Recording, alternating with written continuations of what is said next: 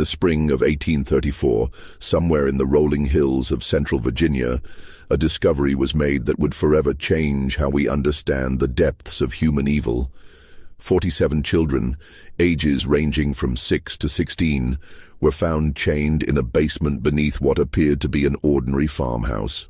The children bore no resemblance to each other, spoke different languages, and when questioned, could only whisper one name through their tears: Mother Sullivan.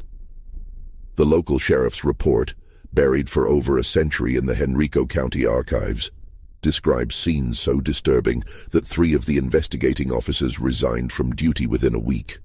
What makes this case truly haunting isn't just the horror of what was found, but the chilling realization that Constance Sullivan had been operating her twisted enterprise for over 2 decades without detection. The children called her Mother, but the truth behind that title would prove far more sinister than anyone could have imagined.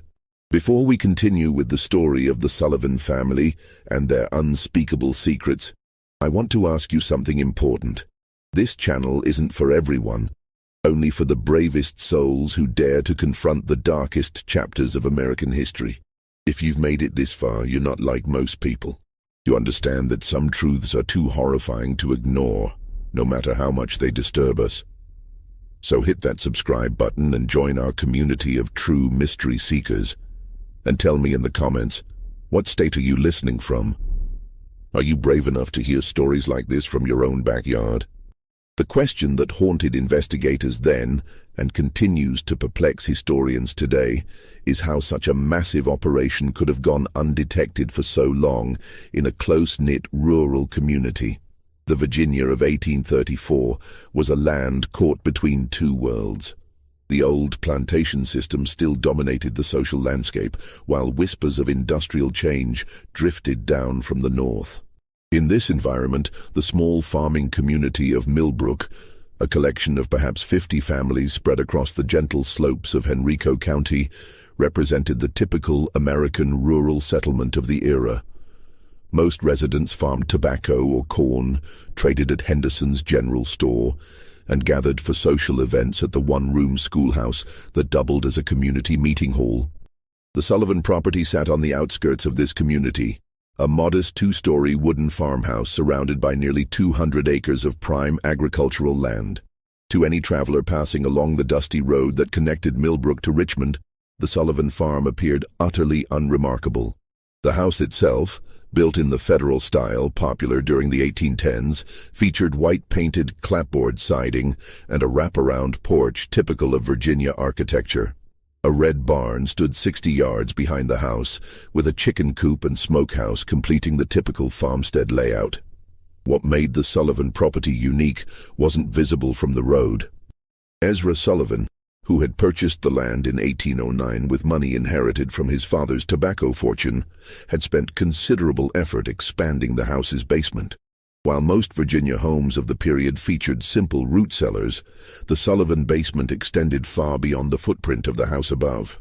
Local craftsmen remembered being hired for various excavation projects throughout the 1810s and 1820s, though none had seen the completed work.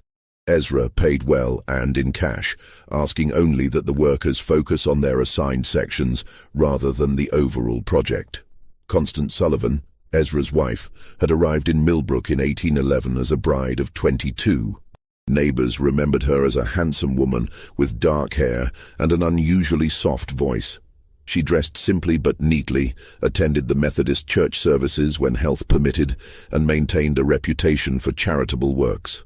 When approached about contributing to community causes, Constance would inevitably explain that she and Ezra were already caring for several orphaned children from her family back in Pennsylvania. The arrangement, she explained, was temporary, just until suitable permanent homes could be found. This explanation satisfied the community's curiosity about the occasional glimpses of children around the Sullivan property. Mrs. Henderson at the general store would sometimes see a young face peering from the Sullivan wagon when Constance came to town for supplies. The children never spoke, but Constance would explain that they were shy, traumatized by the loss of their parents, and needed time to adjust to their new circumstances. The community, familiar with the tragedy of orphaned children in an era of high mortality rates, accepted these explanations without question. Thomas Henderson, who ran the general store, later recalled that Constance Sullivan was one of his most reliable customers. Every 2 weeks, she would arrive with a detailed list and enough cash to purchase substantial quantities of basic foodstuffs: flour, cornmeal, salt pork, molasses, and other staples. The quantities seemed large for a childless couple, but when Thomas mentioned this, Constance would remind him about the orphaned children. She also purchased unusual amounts of basic medicines, explaining that children from poor circumstances often arrived with various ailments that required treatment. The Sullivan farm operated on a schedule that puzzled some neighbors. While most farming families rose with the sun and worked until dusk, activity at the Sullivan property often continued well into the evening. Lights could be seen in the farmhouse windows at unusual hours, and the sound of hammering or construction work sometimes echoed across the fields during the night. When asked about these activities, Ezra would explain that he was making improvements to accommodate the growing number of children in their care. Dr. Marcus Whitfield, the traveling physician who served the Millbrook area, remembered being called to the Sullivan farm on several occasions during the 1820s and early 1830s. Each time he was told that one of the orphaned children had fallen ill and needed medical attention. However, Dr. Whitfield was never permitted to examine the children directly. Instead, Constance would describe the symptoms and request specific medications.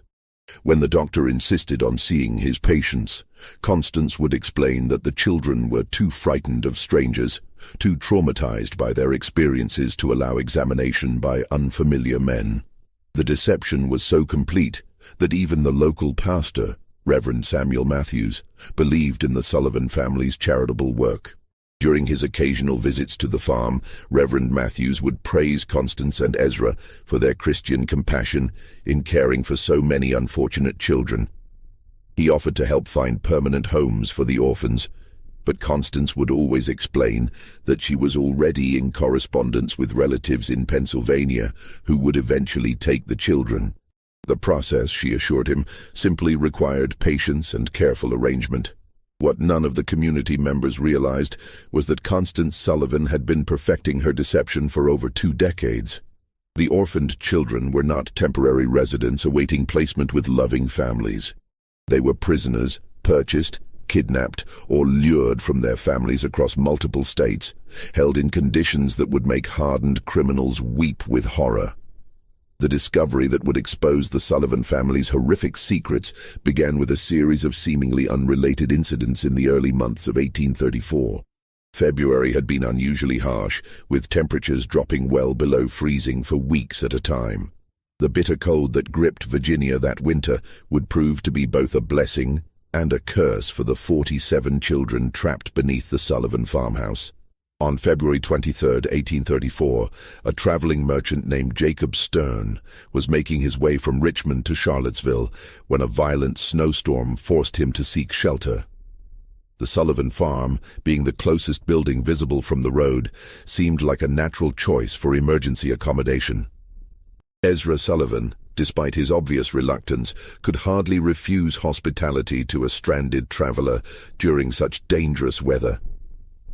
Stern later described the evening as uncomfortably tense. Constance Sullivan served a simple meal of cornbread and salt pork, but conversation was stilted and awkward. The Sullivans seemed nervous, constantly exchanging glances and starting at every sound. When Stern asked about the children he had been told lived on the farm, Constance explained that they were all sleeping and mustn't be disturbed. The children, she said, had been ill with fever and needed their rest. What disturbed Stern most was the sound. Throughout the night, as he lay on a makeshift bed in the Sullivan parlor, he could hear what sounded like muffled crying coming from beneath the floor. When he mentioned this to Ezra the next morning, Sullivan claimed it was probably just wind whistling through gaps in the foundation. The sound was common in old houses, especially during cold weather. Stern accepted this explanation, but something about the Sullivans' manner continued to trouble him. The second incident occurred 3 weeks later on March 15th. Mary Catherine Flynn, a young Irish immigrant traveling with her family to seek work in the tobacco fields around Richmond, became separated from their group during a river crossing. Exhausted and frightened, she made her way to the Sullivan farm as darkness fell. Constance Sullivan took her in, offering food and shelter for the night. Mary Catherine was never seen alive again. When her family reported her missing to the sheriff in Richmond, they described their last known location and the direction Mary Catherine had been heading. A search party was organized, but the vast expanses of Virginia wilderness made finding a single missing person nearly impossible. The search was called off after a week, and Mary Catherine Flynn was presumed to have died of exposure or been killed by wild animals. The final incident that would lead to the discovery occurred on April 2, 1834. A local farmer named William Hutchinson was hunting rabbits in the woods that bordered the Sullivan property when he heard something that stopped him cold. From somewhere near the Sullivan farmhouse came the sound of children screaming. Not the ordinary cries of youngsters at play, but raw, desperate shrieks of pure terror. Hutchinson crept closer to investigate, hiding behind a stand of oak trees about 50 yards from the Sullivan house. For nearly an hour, he watched and listened. The screaming continued intermittently, always seeming to come from beneath the house rather than from inside it. At one point, he saw Ezra Sullivan emerge from what appeared to be a cellar door on the side of the house. Sullivan looked around nervously, then disappeared back underground. When Hutchinson reported what he had witnessed to his neighbors, opinions were divided. Some suggested that the orphaned children might be more troubled than the Sullivans had indicated, perhaps requiring discipline or medical treatment that could be distressing. Others, however, began to remember odd details that hadn't seemed important before. The unusual amounts of food Constance Sullivan purchased, the strange sounds neighbors occasionally heard at night, the fact that none of the supposed orphans had ever been seen in town or at community gatherings. Sheriff Benjamin Crawford, a veteran lawman who had served Henrico County for over 15 years, initially dismissed the concerns as neighborhood gossip. However, when William Hutchinson approached him directly and insisted on filing a formal complaint, Crawford agreed to investigate. The law required him to follow up on reports of potential child abuse, regardless of his personal opinion of the accusers. On the morning of April 8, 1834, Sheriff Crawford rode out to the Sullivan farm, accompanied by his deputy, Marcus Webb. They arrived just after sunrise, expecting to conduct a routine inspection that would put the community rumors to rest. Constance Sullivan met them at the door, her manner calm and welcoming. She invited the officers inside for coffee and expressed concern about the gossip circulating in the community. The conversation began normally enough. Constance explained again about the orphaned children, showed the officers letters she claimed to have received from relatives in Pennsylvania, and offered to arrange for the children to meet with Sheriff Crawford once they recovered from their recent illness. Everything seemed perfectly reasonable until Deputy Webb asked to use the privy. As Webb walked around the side of the house, he noticed something that made his blood run cold. The cellar door that William Hutchinson had seen Ezra Sullivan using was secured with 3 separate padlocks. Heavy chains wrapped around the door handles, and the wood around the locks showed signs of desperate clawing, as if someone had tried to scratch their way out from the inside. When Webb returned to the house and quietly informed Sheriff Crawford about what he had observed, both men knew they were dealing with something far more serious than community gossip. Crawford politely asked Constance to show them the cellar, explaining that a thorough inspection would help put the rumors to rest. The change in Constance Sullivan's demeanor was immediate and chilling. Her face went pale, her hands began to tremble, and she began stammering about how the cellar was dangerous, how the children weren't allowed down there, how there was nothing to see but old farm equipment and storage. That was when they heard it. From somewhere beneath their feet came the sound of children crying, followed by a weak voice calling for help. The sound was muffled but unmistakable, and it was coming from directly below the kitchen where they stood. The immediate aftermath of that first discovery would haunt Sheriff Crawford for the rest of his life. When he and Deputy Webb forced open the cellar door, the stench that rose from the darkness below was overwhelming. A mixture of human waste, unwashed bodies, and something else that Crawford later described as the smell of despair itself. The basement that Ezra Sullivan had spent over 2 decades constructing was a masterpiece of calculated cruelty. The main chamber stretched far beyond the footprint of the house above, extending into the earth like an underground warren. Stone walls, carefully mortared and designed to muffle sound, created a series of interconnected rooms. The largest chamber, directly beneath the kitchen, housed most of the children. They were chained to iron rings embedded in the stone walls, each child secured by shackles around their ankles. The chains were long enough to allow movement within a small area, but prevented any possibility of escape. The children ranged in age from approximately 6 to 16 years old. They were emaciated, their clothes reduced to rags, their bodies bearing the marks of prolonged neglect and abuse. Many showed signs of illness, fever, respiratory problems, and skin conditions that came from living in the damp, unventilated underground space. What struck both officers most forcefully was the silence. After the initial cries for help, the children said nothing. They simply stared at the newcomers with eyes that held no hope, no expectation of rescue. Deputy Webb, a father of 4, had to leave the basement twice to vomit. Sheriff Crawford, despite his years of law enforcement experience, found himself unable to process the full scope of what he was seeing. The methodical nature of the imprisonment, the evidence of long-term planning, the sheer number of victims, it was beyond anything in his experience or imagination. In the smaller chambers, Crawford and Webb found evidence of the Sullivan system of control.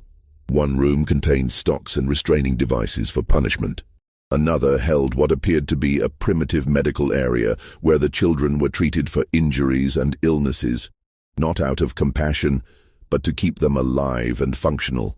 A third room contained detailed records that would prove crucial to the investigation. Names, ages, dates of arrival, and notes about each child's condition and behavior. The records revealed the scope of the Sullivan operation. Children had been arriving at the farm regularly since 1812, shortly after Constance Sullivan came to Millbrook. The sources varied. Some were orphans purchased from overwhelmed poorhouses. Others were runaways lured by promises of food and shelter, and still others appeared to have been simply kidnapped from their families. The record showed that over the years, more than 90 children had passed through the Sullivan basement. The obvious question, what had happened to the others, was answered in the most horrifying way possible. In a separate chamber, reached through a narrow passage that required crawling. Crawford and Webb found the remains of at least 36 children. Some appeared to have died from illness or malnutrition. Others showed signs of violence.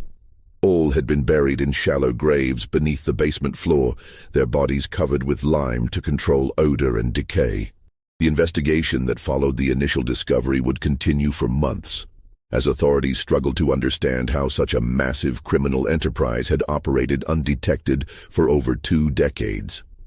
The answer lay in Constance Sullivan's genius for deception and her understanding of human psychology. She had created a persona that was almost perfectly designed to avoid suspicion in a rural 1830s community. The character of the charitable woman caring for orphaned children appealed to the community's Christian values while explaining away any unusual aspects of the Sullivan household. The story of traumatized children who were too frightened to interact with strangers provided a ready excuse for why the supposed orphans were never seen in public. The claim that permanent homes were being arranged with distant relatives explained why the children never seemed to leave the farm. Even more cleverly, Constance had created multiple layers of protection for her operation. The children were taught to call her mother, ensuring that if anyone ever overheard them, it would seem like a natural family relationship. The few times children had been glimpsed by outsiders, they had been carefully coached to remain silent and appear shy rather than terrified. The substantial food purchases were explained by the presence of multiple children, while the medical supplies were justified by the supposed poor health of orphaned youngsters. The physical setup of the operation was equally well planned. The basement construction had been spread over many years, with different workers handling different aspects of the project. No single craftsman had seen the complete layout or understood the true purpose of the modifications. The soundproofing was effective enough that even close neighbors rarely heard anything suspicious, and when they did, the sounds could be explained as ordinary farm activities or the normal noise of children playing. Perhaps most disturbing was the psychological control system that Constance had developed. The children were told that they had been abandoned by their families, that no one was looking for them, and that the outside world was dangerous and hostile. Those who behaved properly were given slightly better food and living conditions. Those who caused trouble were subjected to punishments that served as examples to the others. Over time, most of the children accepted their captivity as simply the way their lives were meant to be. The community's reaction to the discovery was one of complete shock and disbelief. Many residents initially refused to believe that Constance Sullivan, the quiet woman who had lived among them for over 20 years, could be capable of such monstrous acts. Some suggested that she must have been coerced by her husband, or that the whole situation was somehow a misunderstanding. These denials became impossible to maintain as more evidence emerged. The detailed records found in the basement included not just information about the children, but also correspondence with criminal contacts in other states. Constance Sullivan had been part of a network that trafficked in children, buying and selling young victims across state lines. The Sullivan farm was just one operation in a larger criminal enterprise that stretched from Pennsylvania to Georgia. As Sheriff Crawford delved deeper into the Sullivan case, disturbing patterns began to emerge that suggested the operation was far more sophisticated than initially believed. The correspondence found in the basement revealed that Constance Sullivan had been in regular contact with at least 12 other individuals across 5 states, all apparently involved in similar activities. The letters, written in a simple code that was eventually deciphered, discussed merchandise, deliveries, and quality control in language that clearly referred to human trafficking. One letter, dated just 3 months before the discovery, came from someone identified only as A. Morrison in Philadelphia. Morrison wrote that he had 6 new items of varying ages and conditions that would be suitable for your requirements. The letter included detailed descriptions of the children, their approximate ages, and their physical conditions. Most disturbingly, it included notes about their temperaments, which children were compliant and which might require additional training. The financial records painted an even more horrifying picture. Constance Sullivan had been paying between $50 and $200 per child, depending on age and condition. She had also been receiving payments from other locations, suggesting that the Sullivan farm served as both a destination and a distribution point for trafficked children. The total amount of money involved was staggering for the time period. Over $8,000 in transactions over 2 decades, equivalent to several $100,000 in modern currency. Dr. Marcus Whitfield, the traveling physician who had been called to the Sullivan farm on several occasions, became a key witness as the investigation expanded. Under questioning, he revealed that Constance Sullivan had always been unusually specific about the medications she requested. She had detailed knowledge of treating malnutrition, respiratory infections, and other conditions common in severely neglected children. She had also asked for sedatives and other drugs that could be used to control difficult prisoners. The doctor's testimony led to another chilling realization. Constance Sullivan had been systematically studying how to keep large numbers of children alive under conditions of extreme deprivation. The medical supplies she purchased, the questions she asked, even the layout of the basement, everything was designed to maximize the survival rate of her prisoners while minimizing the resources required to maintain them. Local businessman Thomas Henderson provided additional pieces of the puzzle. A review of his sales record showed that Constance Sullivan had been purchasing increasing quantities of basic supplies over the years. What appeared to be the growing needs of a charitable household was actually evidence of an expanding criminal operation. Henderson also remembered specific requests for items that seemed unusual at the time: extra blankets, large quantities of children's clothing, and bulk purchases of simple medicines. The investigation also revealed the role of Ezra Sullivan in the operation. While Constance appeared to be the mastermind, Ezra was responsible for the physical maintenance of the prison and the handling of the children. Several of the surviving victims, when they were finally able to speak, described him as the enforcer who carried out punishments and maintained discipline. His construction work on the basement hadn't been just expansion. It had been constant refinement of a system designed to hold human beings in captivity. The most disturbing revelation came from analyzing the records of children who had disappeared from the Sullivan farm over the years. The ledgers showed that some children had been transferred to other locations, suggesting a network of buyers and sellers across multiple states. Others had been marked as unsuitable or problematic, entries that corresponded with the remains found in the basement burial chamber. The scope of the investigation expanded as authorities in other states began examining their own unsolved disappearances. Missing children reports from Pennsylvania, Maryland, North Carolina, and South Carolina showed disturbing similarities. Many of the missing children fit the profile of those found at the Sullivan farm: poor, orphaned, or from families that were unlikely to have resources to search for them extensively. Federal marshals were called in to coordinate the multi-state investigation. This was unprecedented for the time period, as most law enforcement was strictly local. The Sullivan case represented one of the first major criminal investigations to cross state lines and involve federal authorities. The legal implications were complicated by the fact that many of the crimes had occurred in different jurisdictions under different laws. As weeks passed, more survivors began to tell their stories. The accounts were remarkably consistent, describing years of imprisonment, systematic abuse, and psychological manipulation. The children described how new arrivals were broken in, subjected to isolation, punishment, and indoctrination until they accepted their fate. They spoke of a complex hierarchy among the prisoners, with older children given minor privileges in exchange for helping to control younger ones. The survivors also revealed the extent of Constance Sullivan's psychological manipulation. She had convinced many of the children that they were worthless, that their families had sold them or abandoned them, and that they deserved their treatment. Some of the older children, who had been imprisoned for years, initially resisted rescue efforts because they had been conditioned to believe that the outside world was even more dangerous than their captivity. The investigation uncovered evidence of Sullivan's methods for acquiring victims.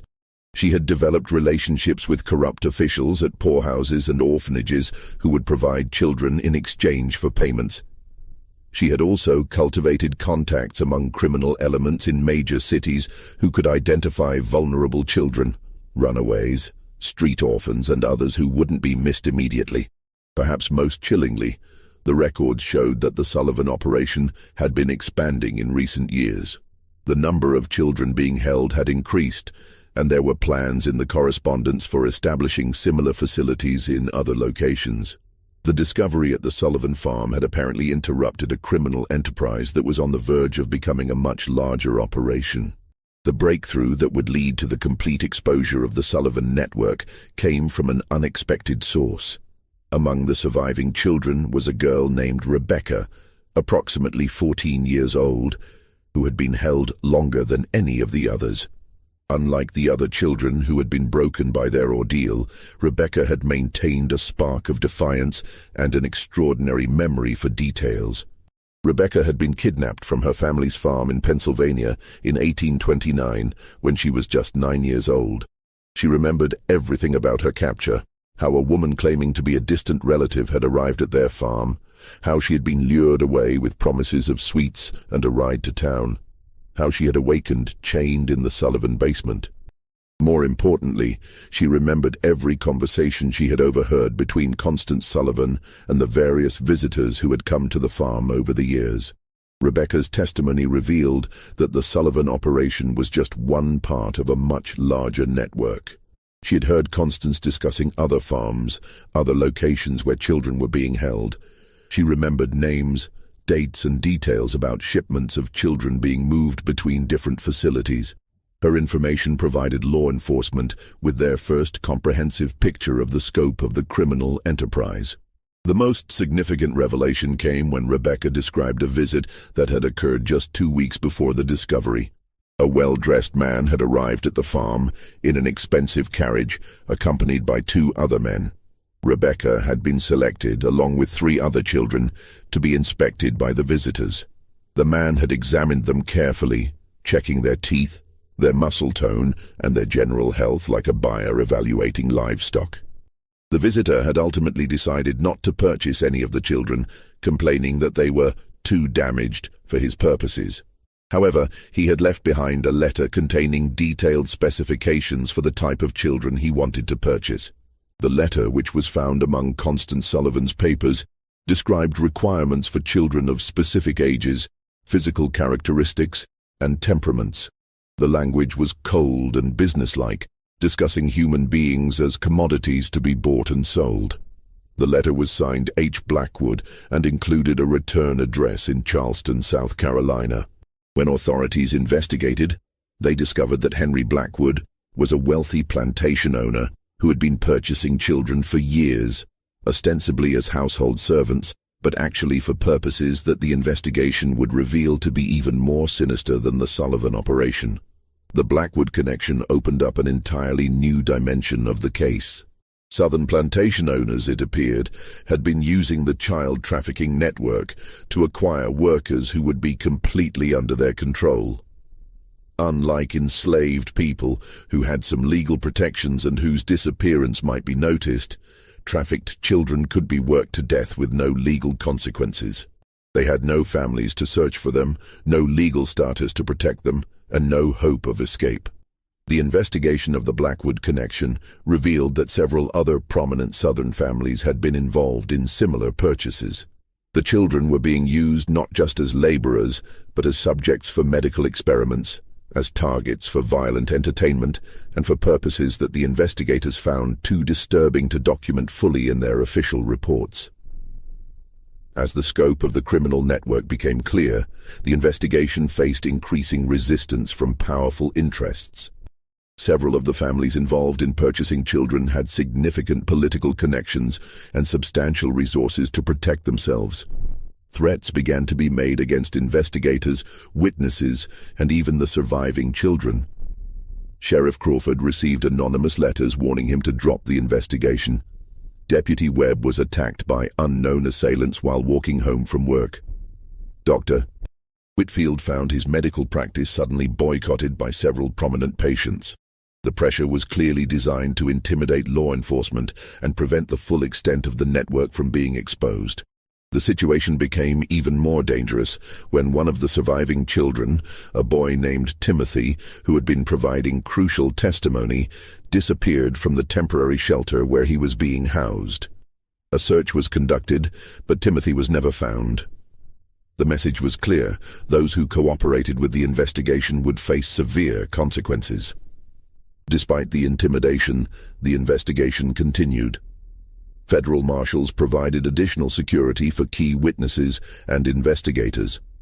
The surviving children were moved to more secure locations, and armed guards were posted at the Sullivan farm to protect the physical evidence. The case had become a test of whether the American legal system could function when confronted with crimes involving wealthy and powerful perpetrators. The pressure reached its peak when Constance Sullivan herself was found dead in her jail cell. The official cause of death was listed as suicide, but the circumstances were suspicious. Sullivan had been scheduled to testify about the full extent of the criminal network, including the names of all her contacts and customers. Her death eliminated the investigation's most important witness and source of information about the broader conspiracy. The mysterious death of Constance Sullivan sent shockwaves through the investigation team. If powerful interests were willing to eliminate key witnesses, no one involved in the case was safe. The investigation had uncovered a criminal enterprise so vast and so well connected that it posed a threat to some of the most prominent families in American society. Just when it seemed that the investigation might be derailed by intimidation and violence, an unexpected development changed everything. A former employee of Henry Blackwood, motivated by guilt over what he had witnessed, came forward with evidence that would blow the case wide open. The employee, a man named Samuel Pierce, had worked as an overseer on the Blackwood Plantation and had detailed knowledge of the children who had been purchased from the Sullivan network. Pierce brought with him documents that proved the connection between the Sullivan operation and the Southern buyers. More importantly, he had witnessed the fate of many of the children who had been sold to plantation owners. His testimony would provide the final pieces of the puzzle and expose the full horror of what had been happening to America's most vulnerable children. Samuel Pierce's testimony before the federal grand jury in Richmond would go down as one of the most disturbing accounts in American legal history. Pierce, a man in his 40s with weathered hands and haunted eyes, had worked for Henry Blackwood for over a decade. What he had seen on the Blackwood Plantation and what he revealed about the fate of the Sullivan children shocked even the seasoned investigators who had thought they understood the scope of the criminal enterprise. Pierce described how the Blackwood Plantation operated two separate systems. The main plantation used enslaved labor for cotton production, operating under the typical, though brutal, economic model of Southern agriculture. However, Blackwood had also established what Pierce called the experimental quarters, a separate facility where the trafficked children were held for purposes that had nothing to do with agricultural production. The children purchased from the Sullivan network were used as subjects for medical experiments that Blackwood conducted with several associates, including 2 physicians from Charleston Medical College. The experiments were designed to test the limits of human endurance, to study the effects of various drugs and treatments, and to satisfy the scientific curiosity of men who viewed the children as laboratory animals rather than human beings. Pierce's most damning testimony concerned the detailed records that Blackwood maintained of these experiments. The plantation owner had documented everything: the children's reactions to different treatments, their survival rates under various conditions, and the progression of diseases that were deliberately introduced to study their effects. The records showed that Blackwood and his associates had been conducting systematic torture disguised as medical research. The testimony revealed that at least 37 children from the Sullivan network had been sold to Blackwood over the years. Of these, only 4 had survived long enough to be transferred to other buyers. The rest had died as a result of the experiments, malnutrition, or the brutal working conditions in the experimental quarters. Their bodies had been buried in unmarked graves in a remote section of the plantation. Pierce also provided information about the broader network of buyers. He had been present at meetings where Blackwood discussed purchases with other plantation owners, wealthy businessmen, and even some politicians. The conversations he overheard revealed that the trafficking network extended far beyond what investigators had imagined. Children were being bought and sold across the entire country, with different buyers having different requirements and purposes. The most shocking revelation came when Pierce described a gathering he had witnessed in the fall of 1833. Blackwood had hosted what he called a demonstration for potential buyers from across the South. The event was designed to showcase the quality of the children available through the network and to demonstrate the various uses to which they could be put. Pierce's description of this gathering was so disturbing that several members of the grand jury had to leave the room. The demonstration had included displays of the children's ability to perform various types of work, their responses to different forms of punishment and control, and their suitability for different types of exploitation. The buyers had been encouraged to examine the children closely, to test their reactions, and to place orders for specific types of victims. The entire event had been conducted with the casual, businesslike atmosphere of a livestock auction. Pierce's testimony also revealed the financial scope of the network. The prices paid for children varied dramatically based on their age, physical condition, and intended use. Younger children, who could be more easily controlled and conditioned, commanded higher prices. Children with specific physical characteristics or abilities were sold at premium rates. The total amount of money involved in the network was estimated to be in the hundreds of thousands of dollars. A fortune for the time period. The investigation team used Pierce's information to coordinate raids on multiple locations across the South. Federal marshals working with local law enforcement simultaneously struck at plantations, warehouses, and other facilities where trafficked children were being held. The raids were conducted in secrecy to prevent the destruction of evidence and the escape of key perpetrators. The results of the coordinated raids were staggering. Over 100 additional children were rescued from various locations. Physical evidence was seized that documented the full extent of the trafficking network, including financial records, correspondence, and detailed logs of purchases and sales. Several prominent individuals were arrested, including Henry Blackwood, 2 physicians from Charleston Medical College, and a state legislator from Georgia who had been one of the network's best customers. The evidence seized during the raids painted a picture of systematic evil that shocked the nation. The trafficking network had been operating for over 30 years, had involved dozens of major buyers and sellers, and had victimized hundreds of children. The level of organization and sophistication was unprecedented for any criminal enterprise of the time period. The medical experiments conducted by Blackwood and his associates were documented in horrifying detail. The record showed that the experimenters had deliberately infected children with diseases to study their progression, had tested various poisons and toxins, and had conducted surgical procedures without anesthesia or proper medical training. The children had been treated as disposable research subjects, their lives valued only for the scientific knowledge that could be extracted from their suffering. The investigation also revealed the corruption that had made the network possible. Officials at orphanages, poorhouses, and local governments had been bribed to provide children or to ignore their disappearances. Judges had been paid to declare children abandoned or to approve adoptions that were actually sales. Even some law enforcement officials had been involved in covering up evidence and intimidating witnesses. The legal proceedings that followed would drag on for years, as prosecutors struggled to bring justice to victims of crimes that had occurred across multiple states and jurisdictions. The complexity of the case, combined with the wealth and political connections of many of the defendants, made prosecution extremely difficult. Several key defendants escaped conviction on technical grounds or through the influence of powerful allies. However, the public exposure of the trafficking network had profound effects that extended far beyond the legal proceedings. The Sullivan case became a catalyst for the first federal legislation addressing child trafficking and abuse. It led to reforms in the oversight of orphanages and poorhouses, and to the establishment of new legal protections for vulnerable children.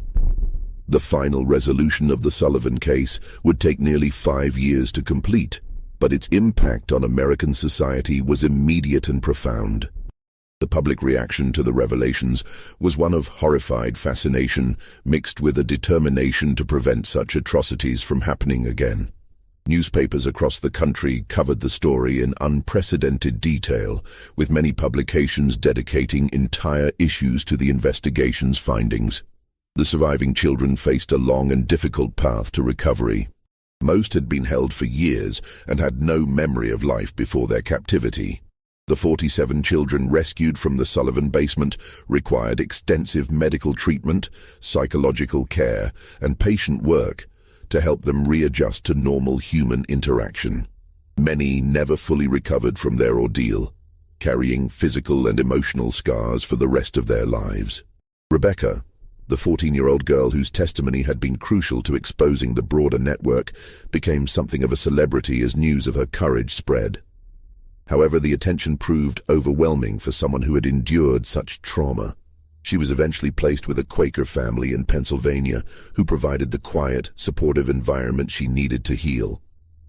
Rebecca lived to be 73 years old, eventually marrying and raising a family of her own, but she never spoke publicly about her experiences again after the trial testimony. The legal proceedings revealed the full extent of the corruption that had enabled the trafficking network.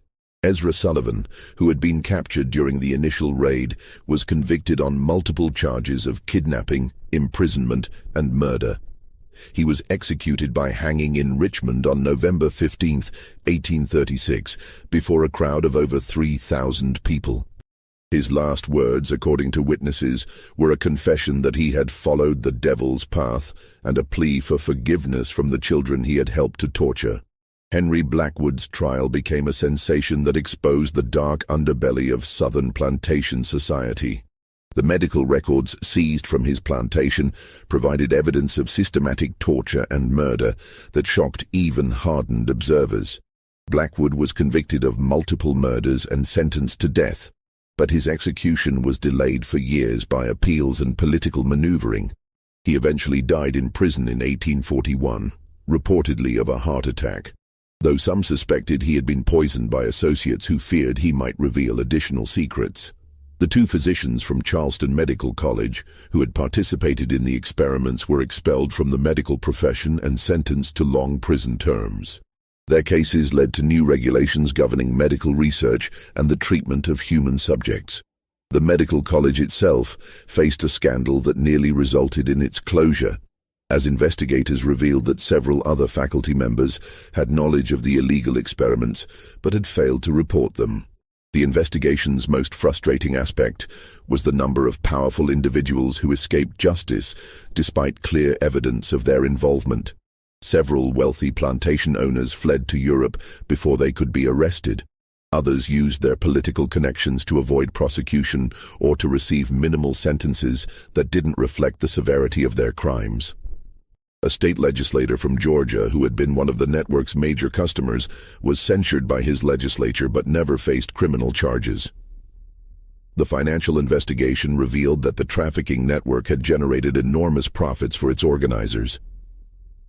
Constance Sullivan alone had accumulated over $12,000 in profits over her 20-year operation, a sum equivalent to several $100,000 in modern currency.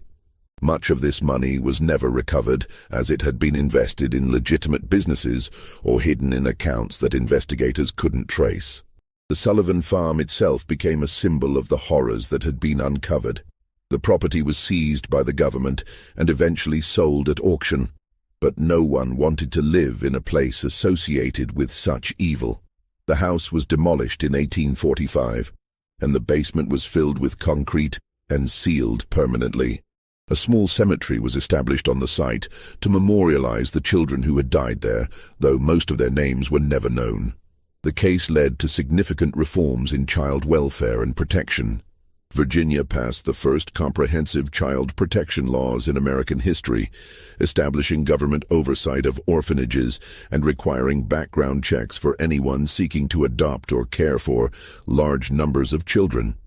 Other states quickly followed with similar legislation, creating the foundation for modern child welfare systems.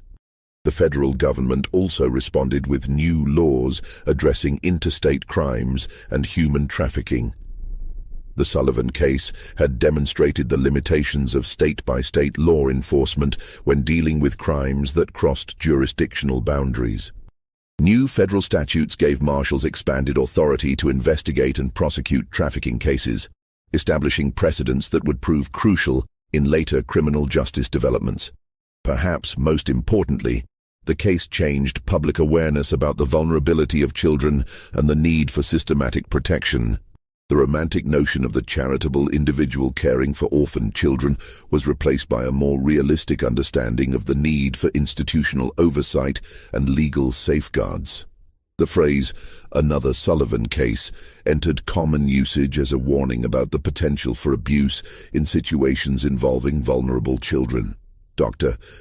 Marcus Whitfield, the physician who had unknowingly enabled the Sullivan operation through his medical consultations, dedicated the rest of his career to child welfare. He established free clinics specifically for orphaned and abandoned children, and became an advocate for reforms in medical practice that would prevent physicians from being manipulated by criminals. His later writings on medical ethics were influenced heavily by his experience with the Sullivan case. Sheriff Benjamin Crawford, who had led the initial investigation, was promoted to federal marshal and spent the rest of his career pursuing similar cases. He became one of the first law enforcement officials to specialize in crimes against children, developing investigative techniques and procedures that would be used for decades. Crawford's detailed reports on the Sullivan case became required reading for law enforcement officers across the country. The children's stories, as they emerged over the years, revealed the full scope of human resilience and the long-term effects of systematic abuse. Some, like Rebecca, were able to build relatively normal lives with proper support and care. Others struggled with mental illness, addiction, and other problems that stemmed from their traumatic experiences. A few never recovered at all, dying young from complications related to their years of imprisonment and abuse. The network's correspondence, which had been preserved as evidence, provided investigators with information that led to additional cases for years after the initial discovery. Letters found in the Sullivan basement contained references to other operations, other victims, and other perpetrators. Some of these leads resulted in successful prosecutions, while others led to dead ends or situations where too much time had passed to gather sufficient evidence. One of the most haunting aspects of the case was the realization that the Sullivan operation had been just one part of a much larger system of exploitation that had existed largely undetected for decades. The investigation revealed that similar networks had operated in other parts of the country, that children had been bought and sold like commodities throughout American history, and that the legal and social systems had been inadequate to protect the most vulnerable members of society. The case also highlighted the role of community responsibility in preventing such atrocities. The residents of Millbrook, who had lived for 20 years next to one of the most horrific crime scenes in American history, struggled with guilt and self-examination. How had they failed to see what was happening? What signs had they missed or ignored? Could they have prevented the suffering if they had been more vigilant or suspicious? These questions led to broader discussions about the obligation of communities to watch out for their most vulnerable members. The Sullivan case became a cautionary tale about the dangers of accepting explanations without investigation, of respecting privacy when that respect enabled abuse, and of assuming that respectable appearances guaranteed moral behavior. The legacy of the Sullivan case extended far beyond the immediate legal and social reforms it inspired.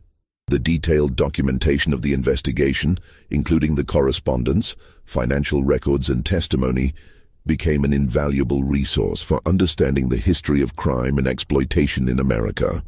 Historians, criminologists, and social reformers would study the case for generations, using it to understand how systematic evil could flourish in apparently normal communities. In the end, the Sullivan family's reign of terror was brought to an end not by sophisticated police work or advanced investigative techniques, but by the simple courage of ordinary people who refused to ignore obvious signs of trouble. William Hutchinson's decision to report what he had heard, Sheriff Crawford's willingness to take community concerns seriously, and Rebecca's determination to testify despite her trauma. These individual acts of moral courage were what ultimately exposed one of the most horrific criminal enterprises in American history. The basement, where 47 children were found chained, has been sealed for over a century, but the echoes of their suffering continue to remind us of the importance of vigilance, courage, and compassion in protecting those who cannot protect themselves. The Sullivan case stands as both a testament to human evil and a reminder of the power of individual conscience to overcome even the most entrenched systems of exploitation and abuse. If this story has given you chills, you understand why these dark chapters of American history must never be forgotten. Just when we thought we'd seen it all, the horror in places like the Sullivan farm intensifies our understanding of how evil can hide behind respectable facades. If this story is giving you chills, share this video with a friend who loves dark mysteries. Hit that like button to support our content, and don't forget to subscribe to never miss stories like this. Let's discover together what other secrets lie buried in America's past. This mystery shows us that evil often wears the mask of respectability, and that the most horrific crimes can be committed by those who appear most normal to their communities. What do you think of this story? Do you believe everything was revealed, or are there still secrets buried in the Virginia hills? Leave your comment below. If you enjoyed this tale and want more horror stories like this, subscribe, hit the notification bell, and share with someone who loves mysteries. The darkness of American history has many more secrets to reveal, and we'll be here to uncover them all. See you in the next video.